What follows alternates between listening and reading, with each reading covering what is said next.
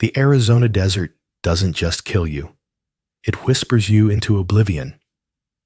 It convinces you that the shimmering heat is a sanctuary and the silence is a friend. Eleanor Vance knew this. She knew the lies of the heat, the danger in the quiet. But what she didn't know, as she knelt to sketch the blood-red bloom of a desert lily, was that she was already being watched. When the shadow fell, it wasn't the relief of a cloud. It was the man who owned the shadows. He was an Apache chief, a ghost of the mountains, and she had just trespassed on his soul. This is the story of her defiance and his deadly promise. The heat was a physical weight. It pressed down on Eleanor Vance's shoulders, dampened her linen shirt, and baked the red dust into the creases of her leather boots. She was alone, miles from the comparative safety of the trail to Fort Blackwood, and she knew she was a fool. But the gorge was irresistible. They called it the Cañón del Sol Pintado, the sun-painted gorge. It was a violent slash in the earth, a place the settlers avoided and the Apache considered sacred. For Eleanor, a botanist and illustrator, it was a living museum. She knelt, her sketchbook open, capturing the delicate, spider-like petals of a flower that bloomed only in this oppressive heat. She was so focused on the precise mixture of carmine and white for her watercolor that she didn't hear him. Not the snap of a twig, not the crunch of gravel, only the sudden absence of the clicking cicadas. A shadow fell over her page. Eleanor's heart seized. She didn't scream. She had learned on the frontier that to scream was to show the predator where the vital organs were. Slowly, she rose, her hand clutching the small charcoal pencil. He wasn't alone. 4 Apache warriors, lean and silent as the shadow he cast flanked him. They blended into the ochre rock, their presence more an extension of the land than an intrusion upon it. But the man in the center held the air. He was tall for his people, with a face that seemed carved from the same red rock that surrounded them. His hair was long, bound by a simple leather strap, and his eyes were the color of obsidian, holding a depth that felt ancient and utterly unnerved. He wore beaded moccasins and simple buckskin, but a string of polished turquoise and silver hung at his chest, marking him as a man of great importance. This was Kalen. The Apache chief, the cavalry at Fort Blackwood whispered about with a mixture of hatred and fear. He looked not at her, but at her painting. His gaze traced the lines of the flower, then moved to the landscape she had rendered on the previous page, a detailed sketch of the gorge entrance. "You steal the spirit of the Shikis," he said. His voice was not the guttural bark she had heard in lurid tales back east. It was low, measured, and laced with the granite of command. "The rock flower, you steal our land onto your paper." Eleanor found her voice, though it trembled. "I am an artist, a botanist. I steal nothing. I am documenting. For science." Kalen's lips barely moved, a faint show of contempt. "Your science is what brings the bluecoats. It is what brings the iron road that splits the earth. You draw maps for them." "No," Eleanor said, stepping back. Her hand instinctively went to the satchel at her hip, where her small, pearl-handled derringer was tucked away. It was a pathetic defense. "I draw flowers. I am traveling to Fort Blackwood. My brother was supposed to meet me." A flicker of something, interest, or perhaps just cold calculation, passed over Kalen's face. "The Fort of the Blackwood?" He tested the name. Many soldiers, many lies. He took a step toward her. The 4 warriors tensed, but he waved a hand, a subtle motion. He stopped just beyond arm's reach. He was close enough that she could smell the scent of sage and horse and the dry mineral scent of the sun on his skin. You are trespassing, woman of the Inda, white people. This place is not for you. This is the dwelling of the gone, the mountain spirits. You desecrate it. I meant no disrespect, Eleanor said, her chin lifting. Defiance was a second language to her. I am simply passing through. If you will allow me, I will gather my things and leave. Kaelin stared at her, a long, unnerving silence stretching between them. He was assessing her, not as a woman, but as one might assess a strange, unpredictable weather pattern. He saw the fire in her eyes, the stubborn set of her jaw. He saw her fear, and he saw her refusal to be governed by it. You have the spirit of the coyote, he said, which she did not take as a compliment. Clever, but always stepping in traps. He nodded to her horse, a sturdy mare tied to a struggling mesquite. You will leave. You will ride straight to the Fort of Lies. You will not come back to the sun-painted gorge. This is my land, my water, my air. Eleanor bristled, the sheer arrogance of his ownership. This is Arizona territory, she retorted, her fear momentarily eclipsed by her indignation. It belongs to the United States. A dark, dangerous humor touched his eyes. The mountain does not care what the ant on its slope calls itself. Your United States is a mark in the dust, washed away by the first rain. I am the rain. He was testing her. She knew it. He wanted her to cower, to beg. She would not. Eleanor packed her watercolors.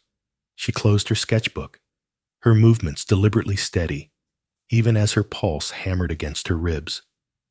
She slung her satchel over her shoulder and walked past him, her head held high, toward her horse. She expected a hand on her shoulder, the sharp bite of a blade, the cry of his warriors. Nothing. She reached the mare and gathered the reins. Only then, with her foot in the stirrup, did she look back. He hadn't moved. He was a statue of judgment, watching her. She swung herself into the saddle. She would not run. She would depart. She nudged the mare into a steady walk, away from him, up the narrow trail that led out of the gorge. The air was so still, she could hear the mare's hooves clipping the stone, the creak of her saddle leather. The silence from the Apache was a living thing, crawling up her spine. She was 20 yards away, 30, 40. She had made it. She was almost to the ridge. Then, his voice followed, clear and sharp in the canyon air, echoing off the rock walls so it seemed to come from everywhere at once. Defy me again, woman of paper and paint, and you're mine forever. Eleanor dug her heels into the mare's flanks and did not look back. Fort Blackwood was not a bastion of civilization. It was an island of desperation in a sea of red rock. When Eleanor rode through the high log gates, the single trumpet call announcing her arrival felt thin and reedy. The place smelled of unwashed men, cheap whiskey, and fear. The parade ground was a pit of beige dust. Soldiers, their blue uniforms stained dark with sweat, leaned against the rough-hewn barracks, their eyes hollow. A lieutenant, his face too young for the weary lines around his eyes, rushed toward her as she dismounted, his hands catching her as she nearly stumbled from the saddle. "Miss Vance? Eleanor." His voice was tight with alarm. "My God, where have you been? We thought the patrol we sent to the stage line found it. They found the wreckage." This was Lieutenant Marcus Rourke.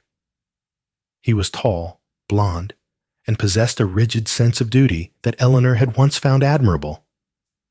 Now it just seemed brittle. He was to have been her brother's second in command, and, It had been implied in letters, a potential suitor. "Marcus," she breathed, grasping his forearms. The terror of the gorge, held at bay by adrenaline, now flooded her. I was delayed. The stage was attacked. I got away. I've been writing for 2 days." It was a partial truth. The stage had been attacked days ago, ambushed.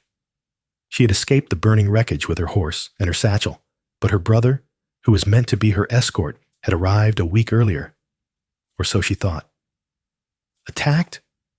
Marcus's face hardened. Apache? I think so, Eleanor lied. It was a chaotic blur of smoke and arrows. "Marcus, where is my brother? Where is William?" Marcus Rourke's face, so full of frantic energy a moment before, crumpled. He guided her away from the listening soldiers, toward the commander's office, a squat adobe building flying a sun-bleached flag. "Eleanor, sit down." He took her to a bench outside the office. "The patrol, they weren't just looking for you. They were escorting your brother. William he was on a supply run. He didn't survive the ambush." The world tilted. The oppressive heat vanished, replaced by an icy cold that started in her chest and spread outward. "No," she whispered. "No, he's here. He wrote to me. He said he was stationed here. He said it was safe." "It's not safe, Eleanor. Nowhere out here is safe." Marcus's voice was rough. "Kaylin's band. They've been strangling us. They hit the last 3 supply wagons.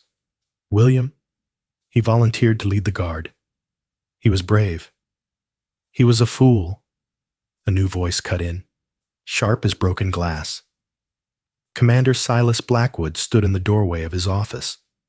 He was the antithesis of Marcus. Where Marcus was young and taut, Blackwood was a man in his late 50s, thick-bodied, with a graying beard and eyes as pale and cold as a winter sky. He held an unlit cigar in his hand, rolling it between his fingers. "Your brother was a fool, Miss Vance," Blackwood repeated, his voice a low rumble. "He thought bravery could stop a dozen repeaters. It can't. It just gets you killed." "Commander," Marcus snapped, "that is uncalled for." "Is it, Lieutenant?"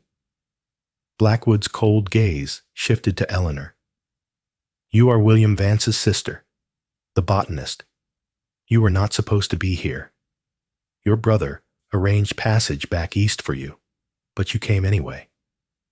I wanted to see him," Eleanor stammered, the grief thick in her throat. "And now you have seen the result of his sentimentality. And yours."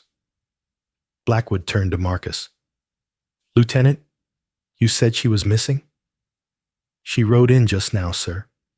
She survived the ambush on the stage." Blackwood's eyes narrowed, reevaluating her. "You survived an Apache attack? Alone? For 2 days?" Eleanor's gorge encounter slammed back into her. The threat. Kaylin. The man who had apparently killed her brother. Her stomach roiled. I hid," she said. "I'm a botanist, Commander. I know how to find water. I know how to be unseen." "Evidently." Blackwood chewed on his cigar. "Well, you are here now, Miss Vance. It is a most unfortunate inconvenience. We are low on supplies, under constant threat, and I have no way to guarantee your safety back to Santa Fe. You will be quartered in the old infirmary. Lieutenant Rourke will see to it. Do not, under any circumstances, leave the walls of this fort. Am I clear?" "Yes, sir," Eleanor whispered. "Good." He turned to go, then paused. "And Miss Vance?" "Sir, your brother wasn't just brave. He was trading. We've had reports that Kaylin isn't just raiding. He's trading for rifles, new Winchesters. Your brother thought he could negotiate. He was wrong. Kaylin is a snake. You don't negotiate with a snake. You cut off its head. He disappeared into the darkness of his office. Eleanor stared at the closed door, her brother's death and Kaylin's threat converging into a single terrifying reality. The man who had let her go was the same man who had murdered William.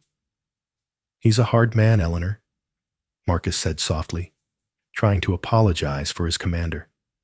"The pressure, this land, it breaks good men." "He called William a fool," she said, her voice hollow. "He's wrong. William was a hero." Eleanor looked around the dusty, desperate fort. "Then why?" she asked, her voice turning as cold as Blackwood's. "Does it feel like this is a fort full of liars?" Marcus had no answer. He just picked up her satchel, his face grim, and led her to the infirmary, a prisoner in her own sanctuary. Grief is a restless creature. For 3 days, Eleanor stayed within the suffocating confines of the infirmary, a small, hot room that smelled of lye and old bandages. For 3 days, she sketched from memory, not the flowers, but Kaylin's face, the high cheekbones, the arrogant set of his mouth, the eyes that saw everything. She drew him to understand him. She drew him to hate him. And with the grief came anger, a burning, insistent rage. Commander Blackwood was right about one thing. Her brother had been a fool.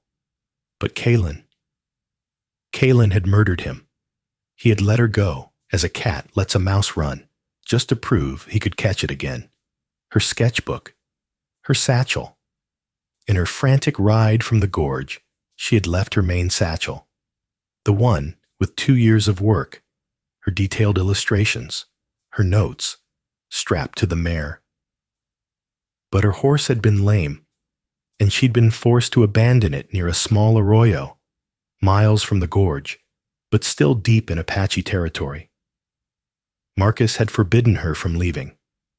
"I'll send a patrol," he promised, "when I can spare the men." But Eleanor knew when meant never. The fort was stretched too thin. On the 4th morning, she watched the main patrol, led by Marcus, ride east, toward the ruins of the supply wagon, a somber mission to retrieve the bodies of her brother and the other soldiers. They rode east. Her satchel was south. She would be quick. She knew the land better than any of them. She wasn't a soldier, but she was a survivor. She dressed not as a lady, but as she had on the trail. Sturdy trousers, her brother's old duster, and her boots. She borrowed a canteen of water and a jerky strip from the mess. She slipped out the back sally port, the one used for waste disposal, while the morning guards were changing. The desert air was cool, the sun still low. She moved fast, keeping to the low ground, using the washes and ridges as cover. She felt alive, her senses sharp. This was her first act of defiance against the fort, against Marcus's suffocating protection, against Blackwood's tyranny. She found the mare within 2 hours. The poor animal was dead, likely from a snake bite. But the satchel was still strapped to the saddle. Relief flooded her. She tore at the buckles, her hands shaking, and pulled out her leather-bound books. They were safe. Her work, her life. She turned to go. And he was there. Not Kaylin. This time, it was one of his warriors. The one she remembered from the gorge. The one with a long white scar across his jaw. He was on foot, and he had simply appeared. Eleanor's hand flew to her hip. The derringer. She pulled it, her hand shaking, and pointed it at his chest. The warrior just looked at it. He didn't raise his rifle. He just waited. "Get back," Eleanor warned. He said nothing. He simply pointed to the ridge behind her. Eleanor didn't want to look. She knew what she would see, but she had to. Kaylin was there, mounted on a black and white stallion that looked like it was born from the thunderclouds. He was not in war paint. He was simply watching her. "I told you," his voice carried, just as it had in the gorge. "The coyote always finds the trap." "I'm not here for you," Eleanor shouted, her voice high with fear and frustration. "I'm retrieving my property. I'm leaving." "Yes, you are leaving," Kalen said. The warrior with the scar moved. He was not fast. He was deliberate. He walked toward her. "Stay back! I'll shoot!" Eleanor cried. The warrior kept coming. She squeezed the trigger. The Derringer's pop was pathetic in the vastness of the desert. The bullet kicked up dust 5 feet to the warrior's left. He didn't even flinch. He walked up to her, took the small pistol from her shaking hand, as if taking candy from a child, and tucked it into his own belt. Then he took the satchel of her drawings. "No!" Eleanor screamed. "Please! That's my work. It's everything." The warrior handed the satchel to another brave, who rode up to Kalen on the ridge. Kalen took the satchel. He opened one of her books. He looked at the detailed, scientific drawing of a datura plant. Then he looked at her. "This is the first defiance," Kalen called down. "The penalty is not forever. Not yet." He turned to the warrior who had disarmed her. "Taza, take her canteen and her horse. She knows how to find water. She knows how to be unseen. Let us see if she knows how to walk." "No, please," Eleanor begged, the defiance draining out of her, replaced by pure cold terror. It was 10 miles back to the fort. In the rising heat, without water, it was a death sentence. Taza, the warrior, unhooked her canteen and emptied it onto the thirsty ground. Then he grabbed the reins of the horse she had borrowed from the fort. "You can't," she screamed at Kalen. "You're murdering me." Kalen watched her, his face impassive.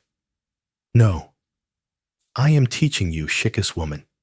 Your fort is not safety. It is a cage. Your soldiers are not strong. They are blind. This land, this is real. And in this land, I am the only one who decides who lives and who dies." He held up her sketchbook. "You will want this back. It is in my stronghold. If you want it, you will come." "I will never come," she spat, her voice trembling with rage. Kalen smiled. It was the most terrifying thing she had ever seen. It was not a smile of humor, but of victory. "You will," he said. He and his warriors turned. They didn't ride. They simply melted back into the ridges, the black and white stallion disappearing as if he were a wisp of smoke. Eleanor Vance was alone, 10 miles from Fort Blackwood. No horse, no water, no gun. She looked at the sun, already a brutal white disk. She thought of her murdered brother. She thought of the lies of the fort, and she thought of Kalen's promise. "You're mine forever." She gritted her teeth, dust and sand already coating her lips. "We'll see," she whispered to the empty desert. And she began to walk. She stumbled through the gates 8 hours later. She was not a defiant woman. She was a piece of sun-scorched driftwood. Her lips cracked, her skin burned, her mind a haze of fury. A sentry yelled. Marcus Rourke, who had just returned from his grim patrol, ran to her. He caught her as she collapsed. "Eleanor, what happened? Where did you—" He saw her condition, and his questions died, replaced by a cold fury of his own. "Kalen. He took my sketches," she whispered, her throat raw. "He took my horse. He left me." Marcus carried her to the infirmary. He yelled for water, for the surgeon.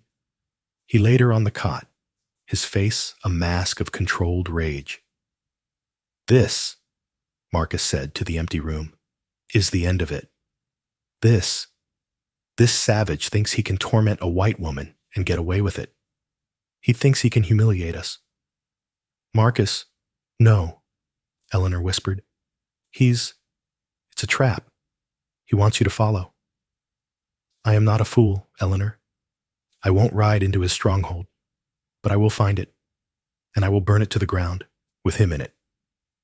He stormed out, shouting for his sergeant. Eleanor was left alone with the surgeon, an old, whiskey-soaked man named Dr. Elias Thorne. He treated her burns and her dehydration, tutting under his breath. You, young lady, Thorne mumbled, are lucky you have a thick skull, and lucky that Kalen wanted you to live. He tried to kill me, Eleanor protested weakly. Nonsense. Thorne dabbed a foul-smelling salve on her cheeks. If Kalen wants you dead, you are dead. You don't get found. You don't get left to walk. He was sending a message. To you. To Rourke. To Blackwood. Eleanor's mind, sharpened by the near-death experience, latched onto that. To Blackwood. She spent the next day recovering, her body mending while her mind raced. Marcus was gone, leading a large patrol, looking for Kalen's trail.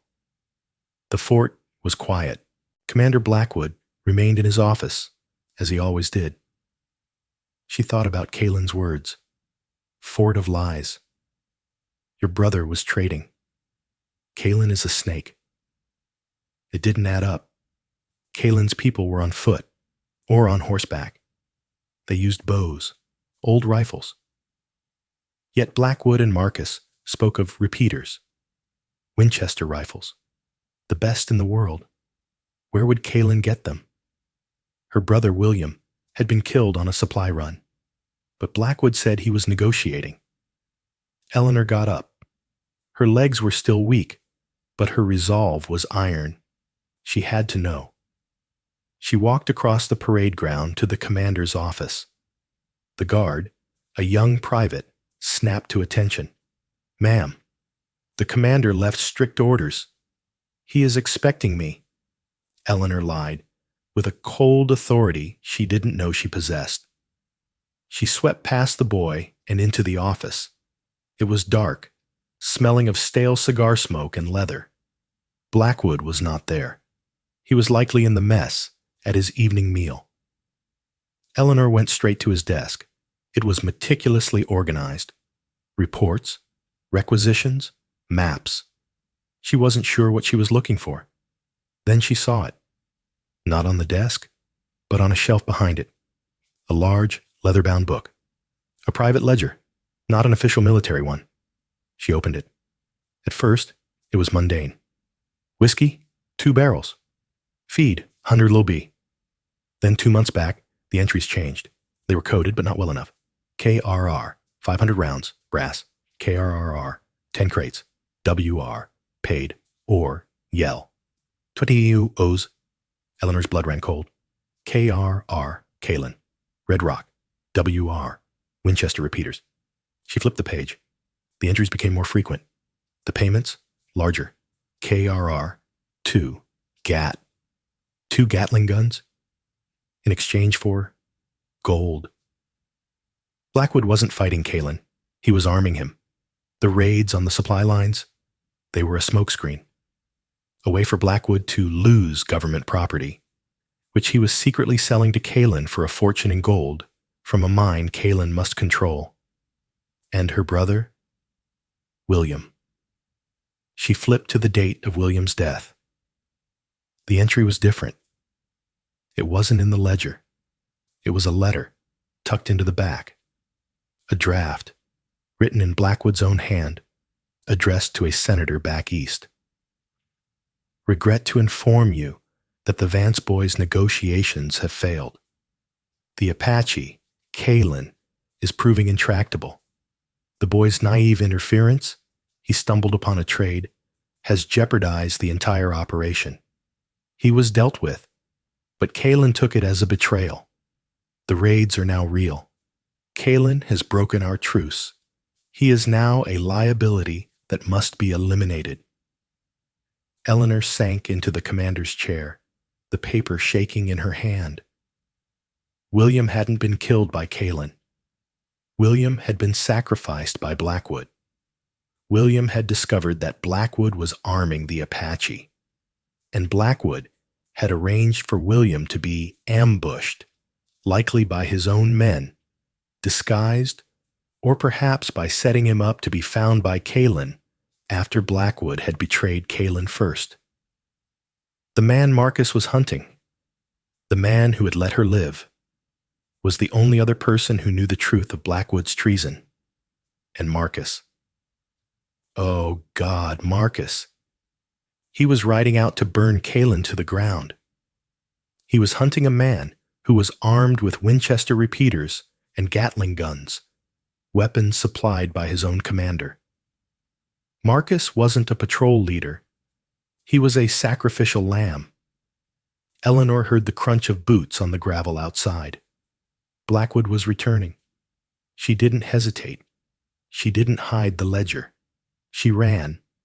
She ran out the back door of the office, the damning letter clutched in her hand, screaming for the young private. "Get me a horse, now." "Ma'am, I can't." Eleanor grabbed the boy's rifle from his shoulder. "Give me your horse, or I swear to God I will shoot you. The commander is a traitor, and he's sending Lieutenant Rourke to his death."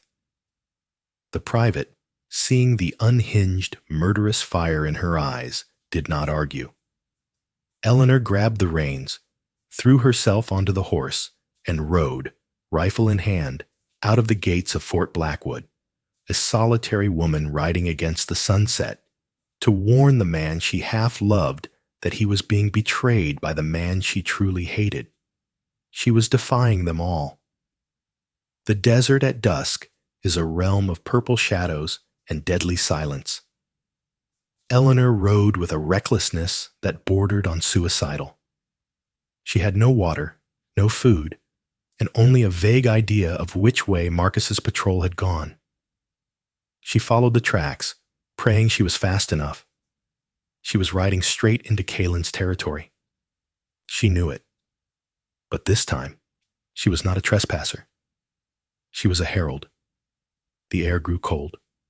The horse, already tired from the private's daily patrol, began to stumble. Eleanor urged it on, her mind replaying the words in Blackwood's ledger. He was dealt with. Her brother, murdered. Marcus, sent to die. Blackwood, a traitor. And Kalin. What was Kalin? A partner? A victim? A killer? She was so focused on the trail ahead that she rode straight into them. They did not ride out of the darkness. They were the darkness. One moment, she was alone in a wash. The next, she was surrounded. 6 Apache warriors, their faces streaked with black and red paint, materialized from the rocks. Her horse reared, screaming. Eleanor, an accomplished rider but exhausted and panicked, was thrown. She landed hard, the air rushing from her lungs. The private's rifle skittered away into the rocks. Before she could even gasp, Taza, the warrior with the scar, was standing over her. He hauled her to her feet, his grip like iron. "The Shika's woman returns," he said, his voice flat. "He said you would." "Let me go," Eleanor gasped, kicking and struggling. "You don't understand. I have to find the soldiers. Their commander, Blackwood, he's a traitor. He's trying to kill them. He's trying to kill you." Taza looked at her, his expression unreadable in the fading light. He signaled to the others. They bound her hands in front of her with a leather thong. "No! Listen to me," she frantic. "Kalin, I have to speak to Kalin. It's a trap." Taza simply grunted. He threw her back onto her horse, looping a lead rope around its neck. "You will speak to Kalin. He is waiting." They rode. Not fast, but with a relentless, ground-covering pace. Eleanor, her hands tied, her body aching, was a prisoner. She had tried to defy Blackwood, only to be snared, for the 3rd time, by Calf. They traveled for hours, climbing higher, into the twisting, secret canyons of the Red Rock Territory. The moon rose, illuminating a landscape of towering stone monoliths that looked like ancient sleeping gods. Finally, they descended into a hidden valley, a place shielded from the wind, where 100 small fires burned. Kalen's stronghold. It was not a fort of logs and cannons, but a living village. Wickiups, circular huts of brush and hide, were nestled among the boulders. The scent of roasting corn and horse and wood smoke filled the air. Women looked up from their work, their faces curious, but not hostile. Children, naked and dusty, peeked from behind their mothers' skirts. This was not the demonic lair Marcus had described. This was a home. Taza pulled her from her horse and dragged her, not to a cage, but to the largest wickiup, set apart from the others on a slight rise. He shoved her through the hide-covered opening. Kalen was waiting. He was not wearing the simple buckskin of their first encounter. He was dressed for council or for war. A breastplate of polished bone and silver beads covered his chest. The turquoise at his neck seemed to glow in the firelight. And on a pile of furs, laid out as if for inspection, was her sketchbook. He sat on a raised pile of blankets, watching her as Taza pushed her to her knees. So the coyote chews off its own foot to escape the trap, Kalen observed, his voice calm, only to run into the arms of the hunter. I was not running from you, Eleanor spat, rubbing her raw wrists. Taza had cut her bindings. I was running to warn you, and to warn the soldiers. Kalen raised an eyebrow. Warn me? The girl who, 2 days ago, would have gladly seen my head on a spike at her fort? I was wrong, Eleanor said, the admission burning her throat. I found his ledger, Blackwood, the commander. I know the name. He's been selling you rifles, Winchesters, for gold. Kalen's face did not change. This is old news, Shikis woman. The Inda commander is greedy. This is like saying the sky is blue. No. Eleanor stood, her legs shaking. It's more. He betrayed you. He wrote it. He said my brother interfered with a trade, that he was dealt with, and that you broke the truce. He's been lying to his own men. He's been lying to everyone. Now, Kalen's expression flickered. The cold arrogance was replaced by a dangerous predatory stillness. What did you say? Blackwood broke the truce first, Eleanor rushed on, the words tumbling out. He had my brother killed because he found out about the rifles. Now Blackwood thinks you are the liability. He sent a patrol, Lieutenant Rourke, not to fight you, but to be killed by you, to be slaughtered. So he can justify bringing in the whole army to wipe you out and cover his tracks. She was breathing hard, the firelight catching the desperate tears in her eyes. He sent them to die, armed with old Springfield rifles against the repeaters he sold you. He wants you to massacre them. Galen stood. He was much taller than she remembered. He walked into the center of the wickiup, the firelight playing over the hard planes of his face. He stared at her, his black eyes seeming to pierce her soul. He was searching for the lie. You ride out of the fort, a woman alone, to warn your bluecoat soldiers, he said, his voice a low growl. Why warn me? Why warn the savage who murdered your brother? Because you didn't murder him, Eleanor cried. Blackwood did, and you let me live, twice. You let me walk away. You told me the fort was full of lies. You were right. Kalen was silent for a long time.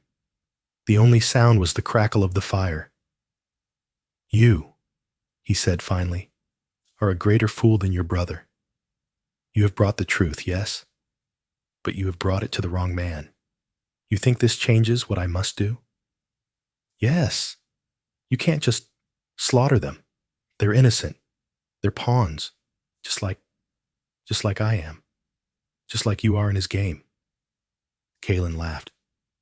It was a harsh, bitter sound. I am no man's pawn, shook his woman. I am a chief of the Unday, the people. I made a deal with one devil, Blackwood, to protect my people from the other devils, the miners, the settlers, the army. He gave me rifles. I gave him yellow rock. He betrayed my brother, who died in the trade. I betrayed his supply line. We were at a balance, he and I, a balance of snakes. He turned on her, his voice dropping to a whisper, but vibrating with a rage that shook the small hut. And now you, with your paper and your truth, you have upset the balance. Blackwood is moving. His soldiers are in my canyons. Then stop them, Eleanor pleaded. Help me. Help me get to Marcus, Lieutenant Rourke, and show him the proof. The letter. I have the letter. She fumbled in her pocket, pulling out the crumpled paper. Kalen took it. He could not read the English words, but he recognized Blackwood's signature from their trade agreements. He held the paper over the fire. No, Eleanor screamed. He let it drop. The paper curled, blackened, and turned to ash. Proof, Kalen sneered. Your white man's paper logic. I do not need this. I have his soldiers in my valley. They are hunting me. They're hunting a ghost. They're following orders. They don't know. They will know, Kalen said, his face hardening into the mask of the chief she had first met. They will know that to enter the Red Rock is death. So you're just going to kill them, Eleanor whispered, horrified. You're no better than Blackwood. The insult hit him. She saw it. He took a step toward her, his hand raised. She flinched, but did not back away. He stopped, his hand dropping. He looked at her, this strange, defiant woman who angered him, confused him, and, worst of all, had managed to pierce his armor. He grabbed her arm. It was not a gentle grip. He pulled her out of the wiki up, into the cold night air. Taza, bring the woman. He strode through the camp, Eleanor forced to half-run to keep up. He was heading for the rocks above the camp, where the sentries watched. Where are you taking me? She demanded. He did not answer until they reached the overlook. He pointed down into the winding, moonlit canyon below them. She saw them, a mile distant, a column of dark shapes, Marcus's patrol. They were riding into the narrowest part of the canyon, a perfect box, a perfect trap. You wanted to warn them, Kalen said, his voice flat. It is too late. No, we can fire a warning shot. And Blackwood, he is still at the fort? Yes. Then he will hear of this, Kalen mused.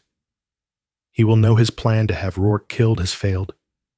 He will know you are with me. He will know I have his letter, or that I know of it. A terrible realization dawned on Eleanor. He will come himself. Yes, Kalen said. He will bring all his soldiers, not to rescue his patrol, but to silence everyone, to silence Rourke, to silence you, and to silence me. He turned to her, his profile sharp against the moonlight. You have brought the war to my home, Shikis woman. He gripped her chin, forcing her to meet his gaze. His eyes were not angry now. They were filled with a cold, terrible certainty. You defied me a third time. You rode into my lands. You brought my enemy to my door. He let her go, his voice dropping. And now, Eleanor Vance, you are mine forever. The pronouncement, you're mine forever, was not a threat of capture. It was a statement of fact, a shared doom. They will be here by sunrise, Kalen said, still staring down at the approaching soldiers, Marcus Rourke and his 20 men. Then warn them, Eleanor insisted, clutching his arm. Don't you see? If you kill them, you do exactly what Blackwood wants. You become the savage.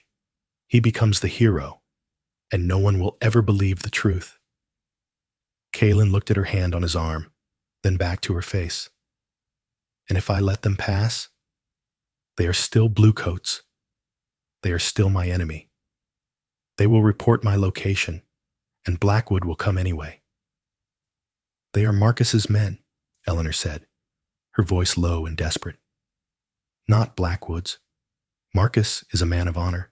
If we tell him the truth, he will stand with us. Stand with us, Kalen repeated, incredulous. There is no us.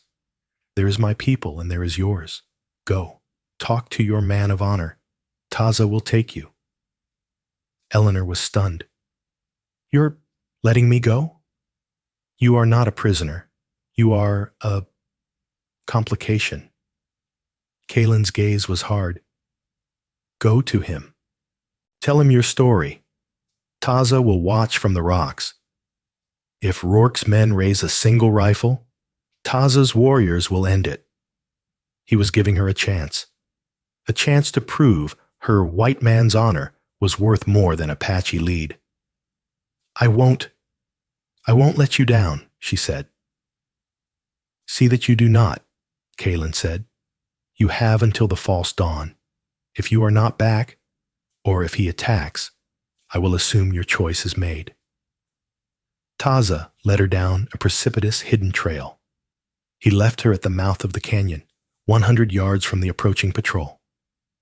You cry out, Taza whispered. You die. He raises his hand. He dies.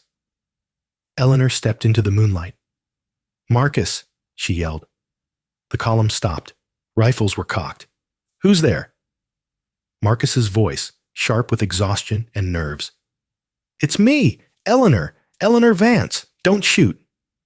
She walked forward, her hands raised. Marcus rode up, his face a mask of disbelief. Eleanor, my God, we thought they'd... What are you doing here? Marcus, you have to listen to me. You are in a trap, but not from the man you think. She told him. Standing in the cold desert moonlight, surrounded by unseen warriors, she told him everything. The ledger, the rifles, the gold, her brother's murder, Blackwood's betrayal.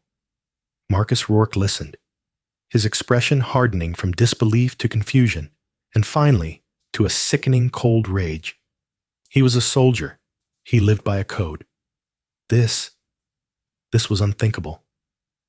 Blackwood, a traitor, he whispered. No, it's a trick. Kalen's trick. He's bewitched you, Eleanor. He let me go, Marcus, twice. Eleanor grabbed the bridle of his horse. He just let me come here to warn you. Why would he do that if he wanted you dead? Look. She pointed at the crumpled letter. This is a copy. I made a copy. A lie, but a necessary one. Blackwood's own hand. Marcus took the paper. He read it by the faint moonlight. He looked at Eleanor's desperate, honest face, and he believed her. The bastard, he breathed. The bastard. He sent us here to die. So, what do we do? Eleanor asked. Marcus looked at his 20 men, tired, low on ammunition, armed with single-shot rifles. He looked up at the rocks, where he now felt, rather than saw, dozens of warriors armed with repeaters. We can't go back, Marcus said. Blackwood would have us shot for desertion. We can't go forward. He's Kalen. We are trapped. No, Eleanor said. We are not. We have the truth. Kalen, he's not an animal. He's a man defending his home. Blackwood is the animal. So what do you propose, Eleanor? Marcus asked, his voice heavy with the weight of his collapsing world. We join the Apache?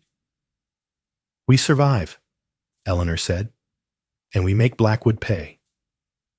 Before Marcus could answer, a new sound echoed down the canyon, a sound that did not belong, the steady, organized clatter of shod horses. A lot of them. Eleanor and Marcus looked at each other in dawning horror. He didn't wait, Marcus whispered. He must have had a second column. He's not just letting us die. He's coming to make sure we die. Taza appeared from the shadows, his face grim. He comes. Blackwood. Taza looked at Marcus, then at Eleanor. The chief. He said the bluecoat must choose. Now we must choose. Do we fight the soldiers or the commander? We fight Blackwood, Eleanor said, without hesitation. Marcus looked at his men, then at the Apache warrior, then at the woman he admired. He slid his saber from its sheath.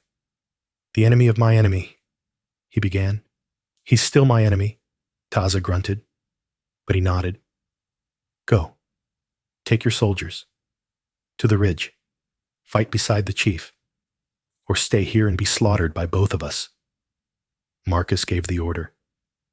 The patrol, confused but loyal to their lieutenant, wheeled their horses and followed Eleanor and Taza up the hidden trail, not as invaders, but as allies.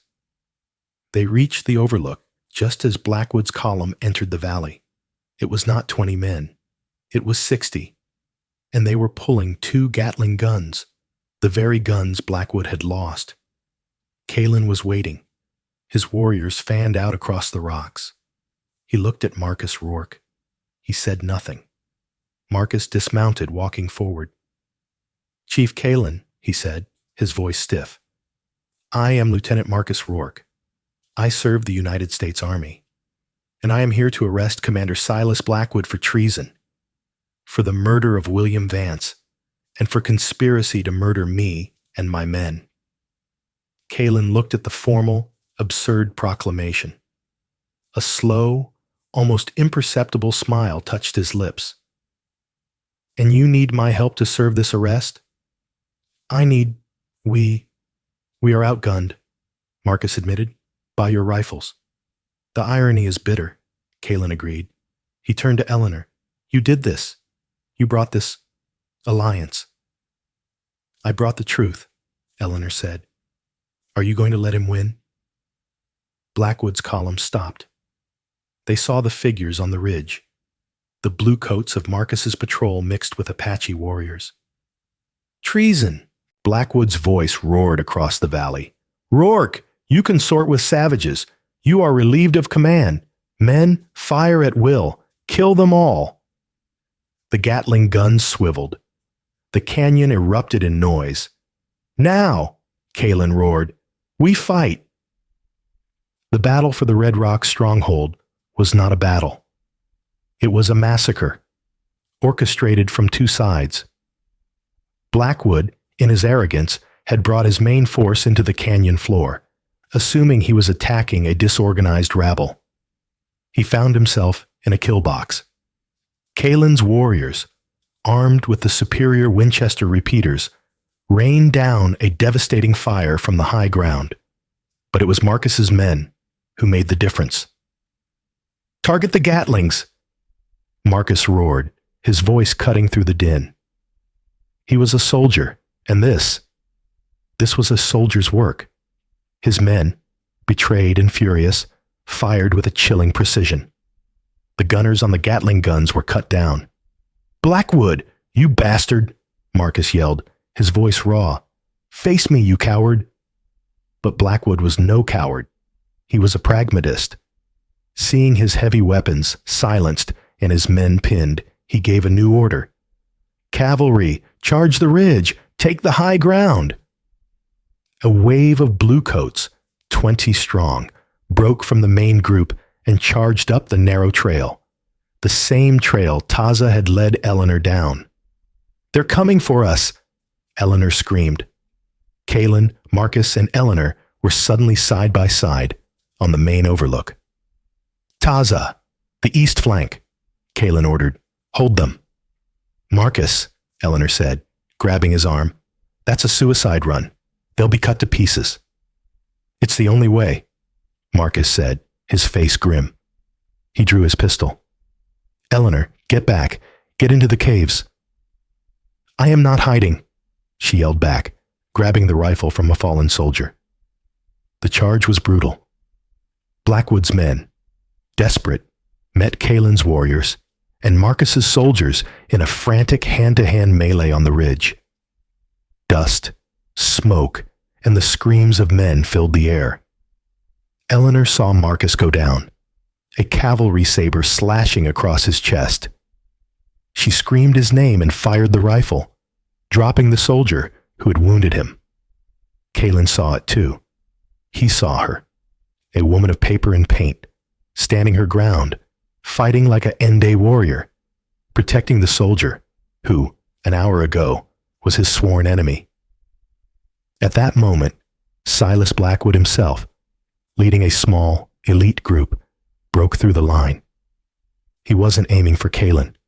He was aiming for Eleanor. She was the witness. She was the one who knew. "You!" Blackwood roared, his face purple with rage, his saber raised. "You meddling—" He never finished the word. A shape launched itself from the rocks. Kalen. He slammed into Blackwood, and the two men went tumbling down the rocky slope, a tangle of limbs and steel. Eleanor ran to Marcus. He was alive, bleeding, but alive. "The bastard!" he choked. Below them, the fight between the two commanders raged. It was not a civilized duel. It was a brawl. Blackwood, heavy and strong, swung his saber. Kalen, fast and lethal, used his knife. The battle around them seemed to pause, the soldiers and warriors watching their leaders fight for the soul of the territory. Blackwood, with a roar, brought his saber down, but Kalen twisted, the blade only glancing off his shoulder. Kalen drove his knife upward into Blackwood's gut. Blackwood stared, his eyes wide with shock. He looked down at the knife, then up at Kalen. He opened his mouth, but only blood came out. He fell, dead. The fight was over. Blackwood's men, seeing their commander fall, threw down their weapons. They were just soldiers, following orders, and their orders were dead. Silence fell on the canyon, broken only by the moans of the wounded. Eleanor, her hands covered in Marcus's blood, looked up. Kalen was standing over Blackwood's body. He was wounded, his shoulder bleeding, but he was alive. He pulled his knife free and looked across the expanse at her. Their eyes met. This was the man who had threatened her, terrorized her, taken her captive, and ultimately saved her life. She was the woman who had defied him, enraged him, and brought a war to his doorstep that had, in the end, destroyed his greatest enemy. He had said, "You're mine forever." He walked toward her. He did not stop at Marcus, who was groaning as Eleanor bound his wound. He stopped in front of her. He looked at the rifle in her hands, at the blood on her dress. He looked at her eyes, which were not fearful, not defiant, but exhausted and equal. "The debt is paid," Kalen said, his voice low. "The debt?" Eleanor asked, her voice trembling. "Blackwood murdered my brother. Today, his blood watered the ground. Your brother, William, he is avenged too." He looked at the surviving soldiers, now prisoners of the Apache. He looked at Marcus. "You're a man of honor. He fights well, for a bluecoat." What happens now?" Eleanor asked. Kalen turned and looked at the rising sun. The false dawn had passed. The real one was painting the canyon in new, bloody light. "Now," Kalen said, "you leave. You take your wounded. You take the Inda who surrendered. You ride back to your fort of lies. But you will tell them the truth," Kalen commanded. "You will tell them that Commander Blackwood was a traitor and that he was killed attacking the Apache. You will tell them Lieutenant Rourke is a hero, wounded in battle. You will tell them that Kalen of the Red Rock is still here. He was giving her the story. He was giving her the power. And you? She asked. I will take the rifles, Kalen said with a faint smile, and the gold, and I will take my people deeper into the mountains, but we will be watching. He reached out, not to grab her, but he gently touched the sketch of the shikis flower she had tucked into her belt. You defied me, he said, and you are not mine. You are Eleanor. He turned. Taza, give them horses, give them water, escort them to the edge of our lands. Eleanor watched him walk away, the wounded, victorious chief, disappearing into the smoke of his stronghold. She turned back to Marcus. Can you ride? I think so, Marcus coughed. For you, Eleanor, I'd do anything. Eleanor looked at the man she had thought she might love. He was a good man, but he was a man of the fort. She looked at the empty space where Kalen had stood. He was a savage, but he was a man of the land. She had walked away from the Apache chief, and this time he had let her go. But she knew, as she helped Marcus onto a horse, that his voice would follow her, not as a threat, but as a question, for the rest of her life. Eleanor Vance rode back to Fort Blackwood, not as a captive, but as a kingmaker. She returned with a wounded hero in Lieutenant Rourke and the undeniable truth of Commander Blackwood's treason. The story she told would reshape the territory, a story of betrayal from within and of a fragile, impossible truce. But the desert holds its secrets. The story of that bloody dawn in the Red Rock Canyon was never fully told. Was it a story of survival, or a story of a strange and dangerous respect?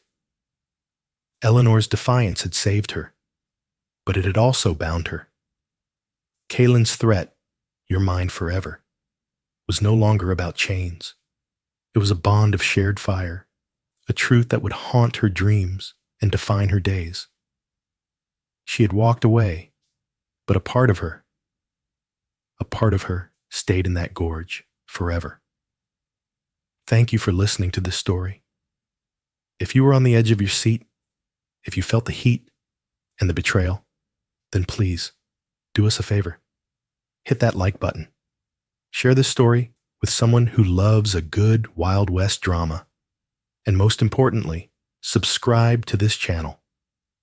We have so many more stories, more twists, and more dramas coming your way, and you won't want to miss a single one. Thank you for your support,